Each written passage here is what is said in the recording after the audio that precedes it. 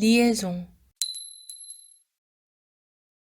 프랑스어는 마지막에 오는 자음을 발음하지 않는 경우가 많습니다. 물론 예외도 있긴 하지만 상당 부분은 발음을 하지 않죠. 그런데 이렇게 자음으로 끝나는 단어들이 뒤에 모음으로 시작되는 단어나 무마슈로 시작되는 단어를 만나면 연음 현상이 생기면서 고유의 발음이 생겨나는 것을 리에종이라고 부릅니다. 리에종은 크게 보면 세 가지 분류로 볼 수가 있습니다. 그중 첫째는 리에종 오블리가toire, 꼭 리에종을 해줘야 하는 경우를 말합니다. 두 번째는 리에종을 하지 않는 경우입니다. 리에종 interdite라고 부릅니다. 마지막으로는 해도 되고 안 해도 되는 경우입니다. 리에종 facultative라고 부릅니다. 이번 수업에서는 꼭 해야 하는 경우를 위주로 해선 안 되는 리에종과 선택할 수 있는 리에종에 대해서 설명을 곁드리겠습니다. 리에종의 모든 경우를 이 수업 한 번으로 전부 설명할 수는 없겠지만 가장 중요한 경우들을 추려서 알아보도록 하겠습니다. 그럼 리에종 오블리가뚜아에 해당되는 것들은 어떤 게 있는지부터 살펴볼까요? 리에종 오블리가뚜아의 경우는 리에종 발음을 통째로 외워서 연습을 하고 습관을 들이시는 게 좋습니다.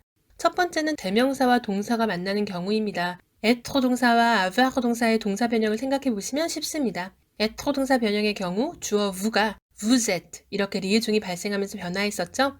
avoir 동사 변화에서도 주어 nous나 vous 그리고 복수 il과 elle의 경우는 전부 철자가 s로 끝이 나고 avoir의 동사 첫 번째 철자가 모음이므로 이들 사이에서 리에종이 발생해서 nous avons, vous avez, ils ont, elles ont 이렇게 발음이 됐었습니다. 그럼 이렇게 대명사와 동사 사이에 리에종이 발생하는 경우의 예를 몇 가지만 더 볼까요?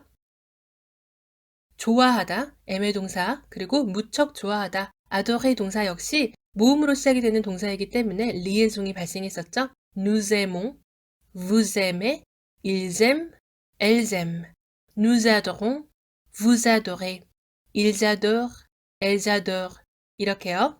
배우다, apprendre 동사 역시 모음으로 시작을 하는 동사이기 때문에 nou의 경우는 nous apprenons, vou의 경우는 vous apprenez, 복수 il의 경우는 ils apprennent, 복수 el의 경우는 elles apprennent 하고 발음이 되겠습니다.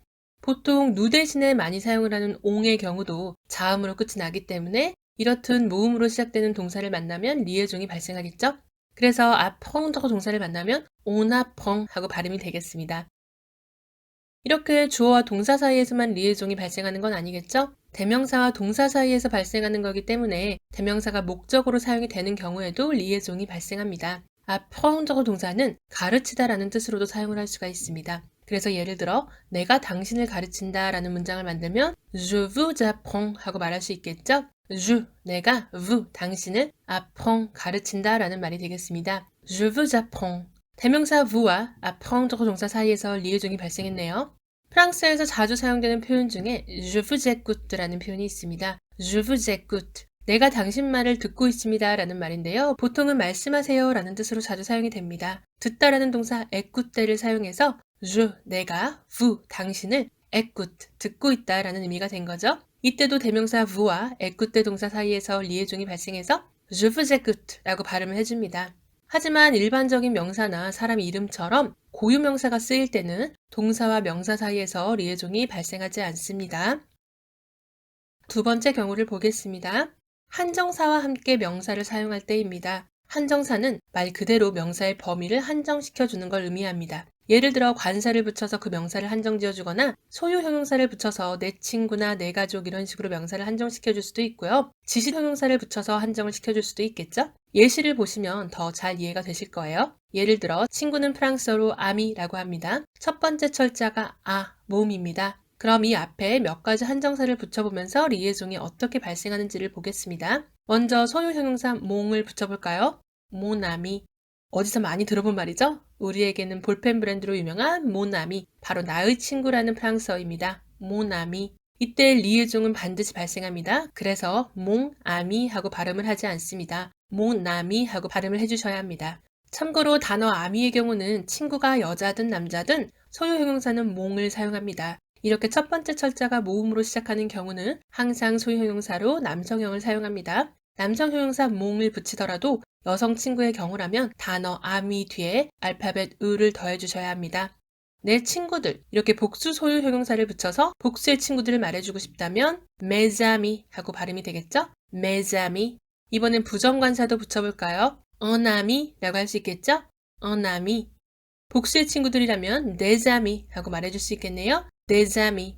정관사를 붙여서 그 친구들 하고 말한다면 les amis 하고 발음이 되겠습니다. les amis. 이처럼 앞에 오는 단어의 마지막 자음이 s인 경우는 리에종이 발생하면서 발음이 z 이렇게 됩니다. s 발음이 아니고요. z 이렇게 z 발음으로 변화합니다. mes amis, des amis, les amis 이렇게요. 몇 가지 단어들을 가지고 더 연습을 해보겠습니다. I, enfant 역시 모음으로 시작합니다. 먼저 소유형용사를 붙여볼까요? mon enfant, mon enfant. 복수의 경우라면 mes enfants, mes enfants. 이번엔 지시형용사를 붙여서 말해볼까요? cet enfant, cet enfant. 지시형용사의 경우는 모음이나 묵음 아쉬에 붙는 형태가 따로 있었죠. 마지막 철자가 때로 끝나기 때문에 enfant과 만나서 리에종이 발생해서 cet enfant 하고 발음이 되겠습니다. 저 아이들 하고 복수 형태로도 말해볼까요? ces enfants, ces enfants. 무음 아쉬로 시작되는 단어의 경우도 확인을 해봐야겠죠. 프랑스어로 남자, 옴무의 경우 무음 아쉬로 시작하는 명사이기 때문에 역시 자음으로 끝나는 한정사를 만나면 연음 리에송을 해줍니다. mon homme, un homme, des hommes, les hommes, cet homme. 하지만 아쉬로 시작을 하더라도 유음 아쉬로 시작되는 경우에는 리에종이 발생하지 않습니다. 불리기는 유음 아쉬라고 불리지만 역시 소리는 나지 않습니다. 부르기만 유음이라고 불립니다. 대표적인 유음 아쉬로 시작되는 단어로는 강낭콩, 아리꼬, 그리고 햄버거, hamburger, 주인공과 영웅을 의미하는 héros, 부엉이를 뜻하는 이부 등이 있습니다. 이들은 전부 리에종이 되지 않습니다. 세 번째 경우는 숫자와 함께 사용이 될 때입니다. 우리가 프랑스어로 시간을 공부했을 때 시간 heureux와 숫자 사이에서 리에종이 발생했던 거 기억나시죠? 예를 들어 3시라고 말을 한다면 il est 3heures라고 말해줬습니다. 리에종이 발생했죠. 9시의 경우는 9heures라고 발음이 됐었죠. il est 9heures. 숫자 9처럼 마지막 자음이 F로 끝이 나면 리에종이 생길 때는 발음이 V 이렇게 알파벳 V 발음이 됩니다. 그래서 9heures 하고 발음이 되지 않고요. 9heures 하고 발음이 되는 거죠. 또 1년, 2년, 3년 하고 말할 때도 리에종이 생기겠죠. 왜냐하면 년에 해당하는 프랑스어 단어가 바로 모음으로 시작하기 때문입니다. 그래서 1년 하고 말하면 un an, 2년 하고 말하면 deux ans. 숫자 2의 경우는 x로 끝이 나죠. x로 끝이 나는 경우도 z 발음을 해줘야 합니다. 그래서 deux ans 하고 발음이 되는 거죠. 그렇다면 2명의 아이들은 어떻게 발음을 할까요? 네, 바로 deux enfants 하고 발음을 하겠죠? deux enfants. 세 그루의 나무라고 말을 한다면 나무 arbre 앞에 trois를 붙여서 trois arbres 라고 발음을 해야 합니다. trois arbres.